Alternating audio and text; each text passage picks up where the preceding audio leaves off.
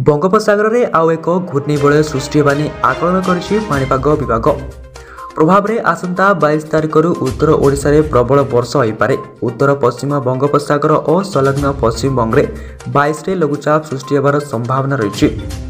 फल 24 तारिख जाए प्रबल वर्षा होगा बोली पाणीपाग विशेषज्ञ सतर्क कराइछन्ति।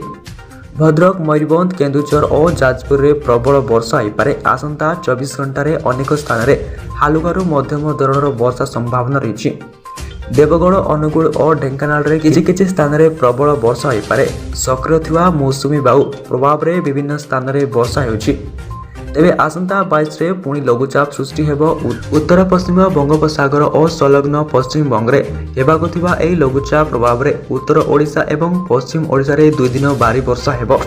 गत 24 घंटा रे ढेंकानाल रे सर्वाधिक वर्षा रेकर्ड होइछि। अन्यपटे 2024 जून 1 रु सेप्टेम्बर 18 मध्य ऋतुकालीन वृष्टिपात 998.6 मिलीमीटर होइछि, जहाँ स्वाभाविक वृष्टिपात 1076.6 मिलीमीटर ठारू कम रही। एही समय मध्य गोटे जिले में अत्यधिक वर्षा होता बेले 19 जिले में साधारण और बाकी 10 जिले में वर्षा परिमाण कम रही। एपरी पाणीपागर सठिक अपडेट पाइबा चैनल को सब्सक्राइब करंतु एवं वीडियो को लाइक करंतु।